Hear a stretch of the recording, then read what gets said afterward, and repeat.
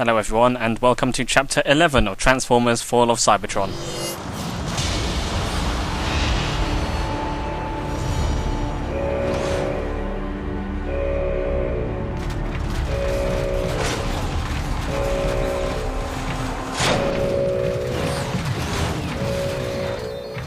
On your feet! Someone's trying to hack Shockwave's data logs! Yes, sir. Go check out the main server. Make sure it's still secure. I'll lock down the main entrance. What are you waiting for? Move! Lights are out again. Probably another one of Shockwave's tests. I hate these new scanning systems. Access granted. Okay, for this chapter we are playing as this guy, this Decepticon worker fellow. Not sure if he has a name. Let's just call him James. Our glorious leader, Megatron, has returned. All hail Megatron. Long live Megatron! Yes, long live Megatron. James is being a good little Decepticon today. Shockwave isn't letting up on his tests. They've been non-stop for the past 100 megacycles. At least we don't have to watch it. Thought you were checking on that server. Search every room. Well, there's no rush to check on that server room, so let's just have a look at what these other computers have. Starscream is a wanted criminal and traitor. If you have any information regarding his current whereabouts, contact Command immediately. Nah, if it's Starscream, he's a joke. Nothing to worry about. You see those Insecticons? Give me the creeps. Shockwave seems to like having them around. I don't see why. What, do you like hanging around Shockwave? No. That's my point. Funny. Now let's get this done. What? Huh. Okay, never mind. Let's see what this computer says. Alert. Space bridge testing will be conducted periodically. Terminals may suffer from temporary power loss. So James the Decepticon is quite the fan favourite. You might recognise him as the breakout character from the 5th Michael Bay movie, Transformers 5, Revenge of the Dark of the Age of Extinction. Shockwave's log. Now that the Nemesis is ready for launch, Megatron can proceed with his exploration of the target planet. You might remember in the previous chapter that Trypticon was turned into a spaceship. That's what happens to naughty little Decepticons who fail to live up to Megatron's standards. You don't want to be one of those Decepticons, do you? Nobody's around. Time to relax.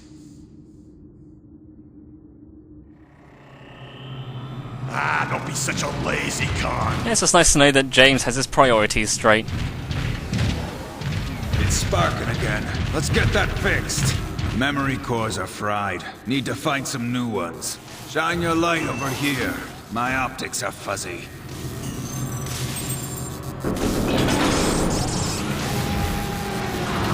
Thought I saw someone down here. Nah, it's nothing. Server's just ahead. Hey, you hear about Starscream? That idiot finally got what was coming to him. Do tell.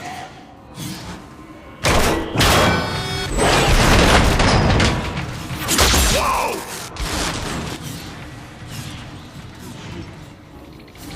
Who's there? He was my best friend! He would have made partner next week. I wasn't aware that robots could get married. Show yourself! Starscream? Hey! What are you doing here? I hear this is where all the idiots hang out. I do like the stock sound effect they use for the guy shivering. Hey, you look angry! We were just joking around. It was ripped straight from a Hanna-Barbera cartoon. Hey, I'd be angry too if Megatron made a fool of me. Well, rest in peace, James. There. According to these data logs, Shockwave's latest experiment is in the central tower. I can access it through the rear maintenance shaft. Megatron will rue the day he made a fool of me. He can keep his precious army. I will build one of my own. Lab report 1161. Experimentation continues. effectively meshed Autobot source code with most ferocious of creatures detected on target planet. 2 powerful hind legs, a heavy tail to act as a counterbalance to the longest and heaviest jaw I have seen. Splice made with Autobot soldier Grimlock. Further strength harvested by rerouting power from Central Intelligence Processing System to legs, jaws, and arms. Okay, so we're not playing as James in this chapter, we are playing as Starscream, and unlike James, we are not loyal to Megatron. Starscream's kind of a dick, and he's out for revenge. But first... when I'm back in charge, naps will become law. Just to clarify, taking a nap doesn't actually do anything. Well, that was pleasant. It doesn't give you like a well-rested bonus or anything like that, it's just something dumb you can do. Starscream is a wanted criminal and traitor. If you have any information regarding his current whereabouts, contact Command immediately. Megatron will rue the day he made a fool of me. Our glorious leader, Megatron, has returned. All hail Megatron. Fool! Okay, so there's some stealth elements to Starscream's chapter. It's a bit like Cliffjumper. That server isn't gonna fix itself! Check it out! Like Cliffjumper, you have stealth kills. Oh no! I need help! And by stealth, I mean planting bombs on people's backs. It's Starscream! Alert Shockwave! I must ensure that no one survives to report me. Notify security! So at this point, Starscream's just gone full-on traitor and is murdering fellow Decepticons. It's all part of some dumb plan Starscream has to try and get back at Megatron. As I mentioned before, there are some stealth elements to Starscream's chapter. We just hacked a security terminal. If we didn't hack it and someone spots us, they can activate the terminal and they can activate, or they'll set off an alarm which will activate sentry turrets, which is a minor inconvenience.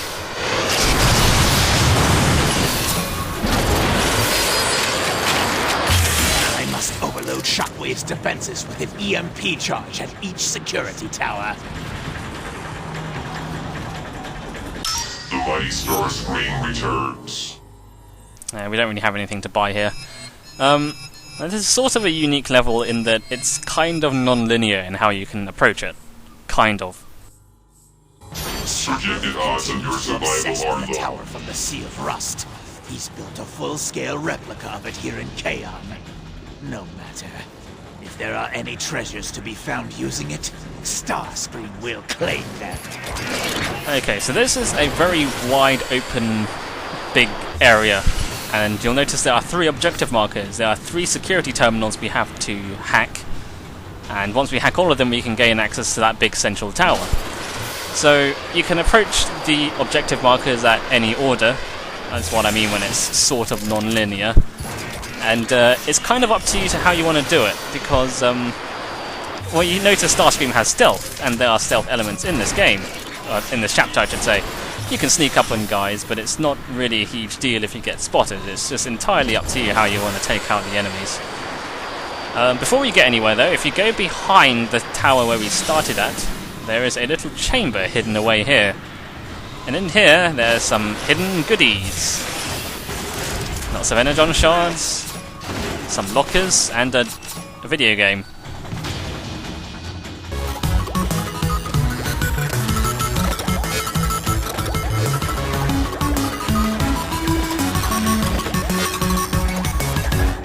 So as you can see, Starscream's not very good at playing Super Grimlock Quest 64.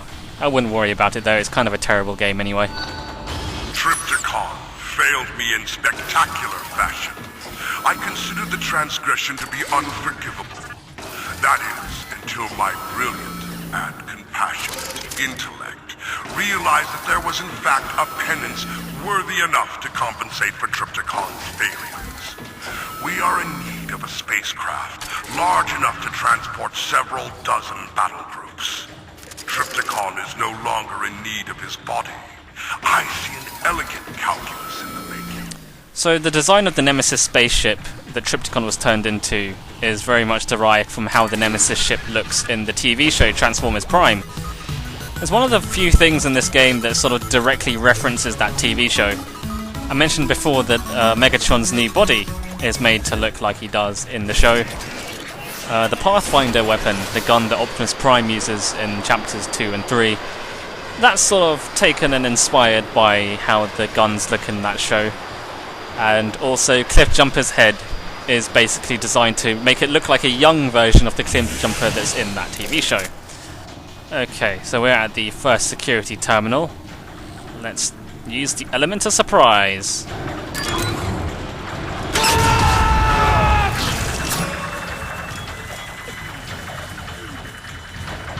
Okay, this ended up a lot less effective than I thought it was going to be. When you first arrive in this area, all the enemies come out of this little hut here. And the problem is that 2 of the mines kind of got stuck in the geometry of the level. So only 1 mine blew up. If that's okay, we'll just do it the old-fashioned way. So this over here is a sentry console. If an enemy spots you and makes his way to this console, he can activate gun turrets, which will start shooting you. But if you hack it yourself, then you'll turn the gun turrets on and they'll fight for you and destroy this man before I have a chance to stealth kill him. So as I was mentioning before, this level's pretty open-ended. You can tackle it from any, you can start from any location you want, and it's up to you whether or not you want to use stealth or all-out action. Ooh, right in the nuts and bolts. And now I'm stuck inside a wall. Whew, okay, got out. When in doubt, transform. That was a close one. Don't know how I managed to go through the wall like that. It's not like Starscream's a ghost or anything. Tower security systems. Internal security report. Field to base. Our perimeter check is complete. The tower's just about impregnable. Not surprising, given that it was Shockwave himself that established the protocols. Only vulnerability we've identified is to EMP attack. Whether time and resources permit addressing this issue remains to be decided by those who punch a pay stub bigger than mine. And it turns out he was the highest paid Decepticon here.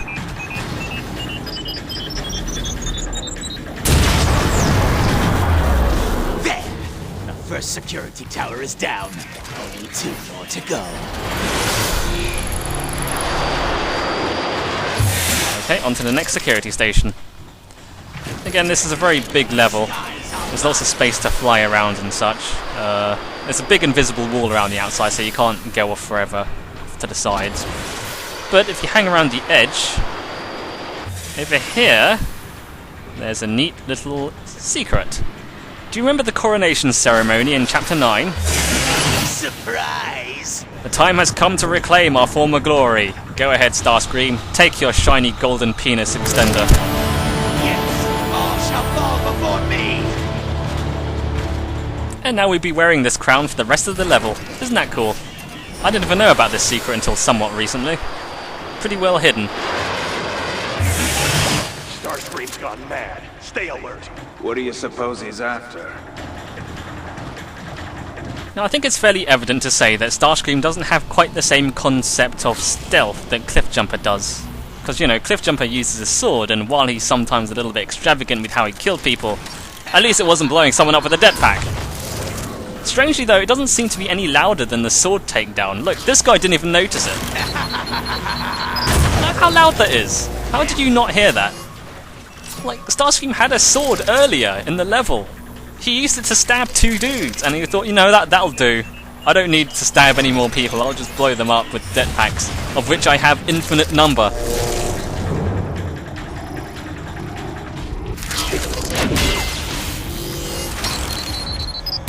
I don't even know how that works for robots, but I'm so glad that animation is in there. I'm going to pick up the Cybercorruptor here because there is one enemy type in this level that you might remember way back in Cliffjumper's chapter. You see that green beam? It's the old Guardians. Naturally, the Guardian makes stealthing this section a little more difficult, but since we're Starscream, we don't really give a shit, do we? I mean, it's not like stealth is mandatory here. Let's just have some fun.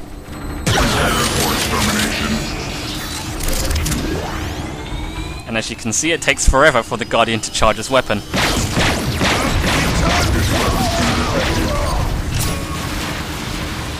Now, while they're confused, let's move on out. I find it weird when stealth games give you loads of weapons or make you super powered. so that there's not really much incentive for stealth. But I think with Starscream it works, because it's not like Starscream uses the stealth to survive, he uses it more just to be a dick. Yeah, that is a terrible plan you got.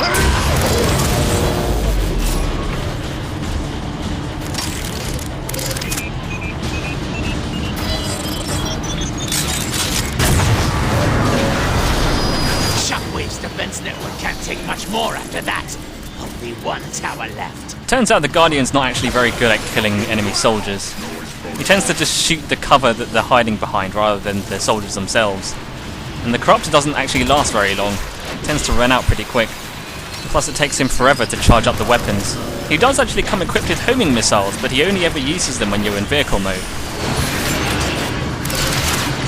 No one around here even bothers to question that nutjob Shockwave anymore. But this? Why the spec did he build an exact scale replica of a space tower over in the Sea of Rust? Talk about a waste of energy, John. I can't even get reimbursed for my off-duty recon patrols? Please. You can see after a while, if the Guardian doesn't see you for a long time, he goes back from battle mode to the search mode, where he brings out his green laser again. It's not actually that hard to take him out with the firepower we have right now, but since he has quite a lot of health, it'll probably be faster just to stealth kill him.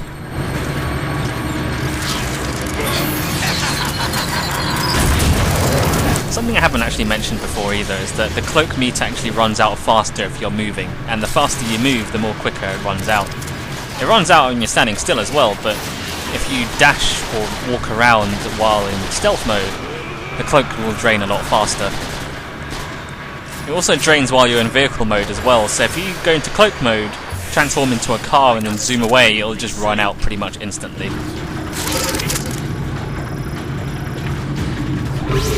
Shouldn't have been hurt in the first place. Eat my contrails! Alright, so we have one more security station to blow up. This time let's not even bother with any kind of stealth, let's just go in guns blazing. Where the hell is everyone? They're all hiding inside the buildings. For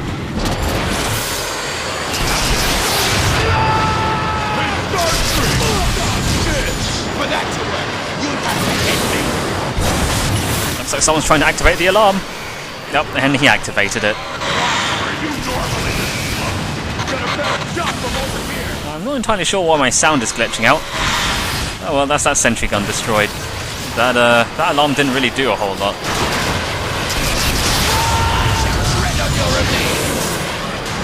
Yeah, when they activate the alarm, all it really does is activate these gun turrets, and the gun turrets are pretty easy to destroy. I guess the missiles they shoot do a lot of damage, but generally it's not really that big a deal. And when they activate the alarm, it doesn't mean that the enemies are like more aware of you, you know, because when they're off trying to get to the alarm, they're pretty much already aware of you. And it's not like activating the alarm sort of alerts more enemies, because each one of these security stations has a cluster of islands and they all sort of work independently of each other. That's that. Now, I must overload the main terminal. What I mean by that is that if I had tackled this area first, and then those guys turned on the alarm and turned on the gun turrets and everything, the guys on the other security stations won't become any wiser. They don't really seem to take notice of what happens on the other islands. So if you get spotted in one place, you can still continue going the stealthy approach in the other place. If that makes sense. As I mentioned before, this level is designed to be sort of open-ended. You can either go about it stealthily or just shoot people in the face. Because of this though, failing a stealth section doesn't lead to any kind of adverse consequences, because you can just fight out of any kind of situation. Advisory to all Decepticons within range of this transmission. Space bridge testing set to commence in 20 microcycles. Significant turbulence should be expected. Those with fragile fuses may wish to connect with an auxiliary ground wire to the nearest mental structure. Okay, so we're pretty much done here. We've destroyed all the security terminals, so we can make our way to the central tower.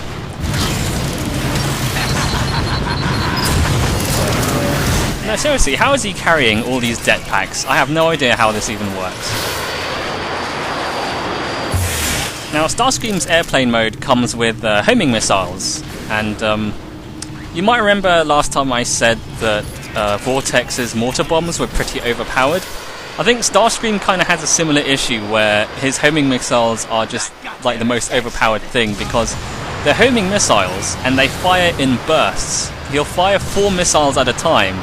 So if you get a lock-on on someone and then fire 4 missiles at them, it'll pretty much kill anyone. Like earlier just now when I got spotted and the guy activated the security tower, we could just destroy the missile launcher that came out using just one shot of like cluster of missiles. And so there really wasn't any kind of problem here. It does sometimes irk me in games when they give you like a really overpowered option and then there's like another option where you're just like, why would I ever do this? You should do the trick. I mean, it's not a huge issue in this game. You know, there's still some times when you'd want to be in robot mode over vehicle mode and vice versa. But generally, you know, sometimes it's hard to justify using one thing or not. Like, for example, here, I'm trying to shoot these guys with a machine gun that Starscream has in plane mode. There's no point, because the machine gun doesn't do a whole lot of damage, and you have to actually aim with it. Whereas the homing missiles, all you have to do is lock on once, and then they're pretty much dead the moment you have a lock on them. I think actually what this game should have done was take a page out of Star Fox Assault. You might remember I Let's Played that a few years back, and Star Fox Assault has a lot of problems, but I think one of the things it does quite nicely, at least in at least a couple of its missions, was making the player switch up between which vehicles they needed to use at any given time. Like they needed to go into plane mode or go into Yarwing to take out enemies in the air when there are too many enemies in the sky, and then go into Landmaster mode to actually like sort of do the mission on the ground and stuff like that. And I think if they change the balance in this game so that like the vehicle mode and robot mode had different disadvantages, pros and cons, that would encourage people to sort of switch up and use the different types of vehicles more often.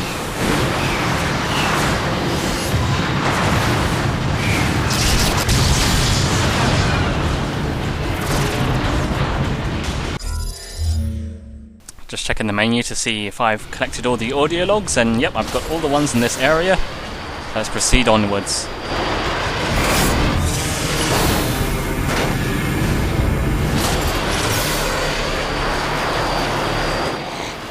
Network is coming back online faster than I thought. I must reach Shockwave's lab quickly.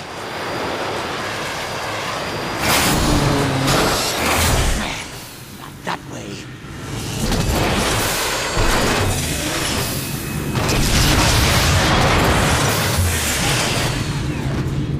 The subject continues to resist every test.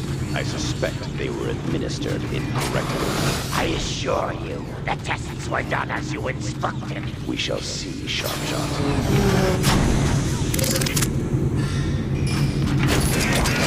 Skies are mine!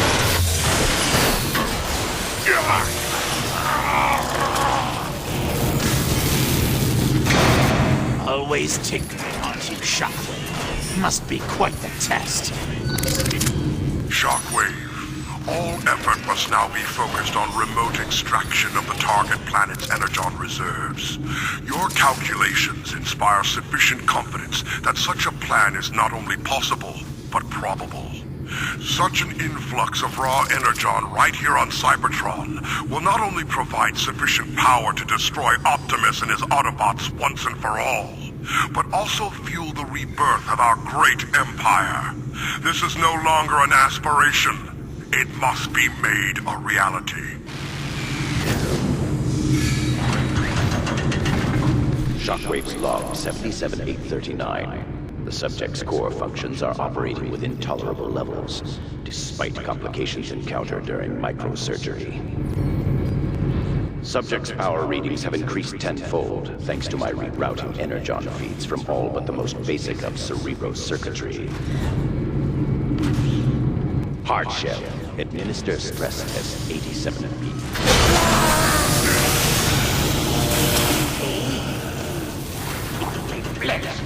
Let me play with it. In due time, Sharpshot. Insecticons, follow me. I find it kind of weird that here, where, you know, there's a balcony, I can't drop down to where Shockwave is because there's a big invisible wall.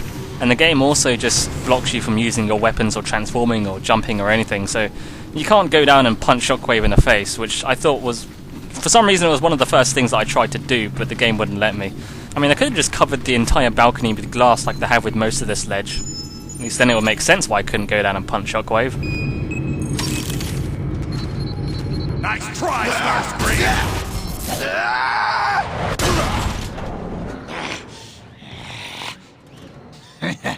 You picked on the wrong... Ah! So, you are the one called Grimlock. Oh, should I speak more slowly? I am Starscream. I know what Shockwave has done to you and your team. I've scanned his logs, looked excruciating. I bet you're just chomping at the bit to pay him back. But what is a Grimlock to do?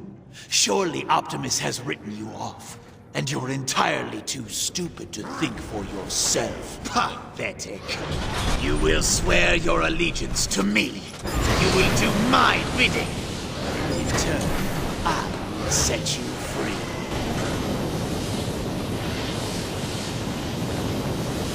Yes? No? Maybe so? No, thanks. I'll free myself! Wait! I can help you!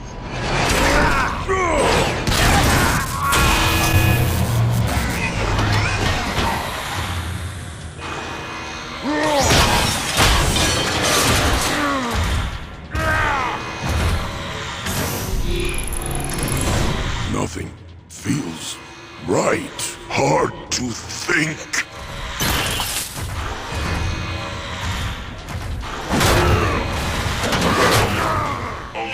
Test subject is mobile. It's escaped! Must find my team.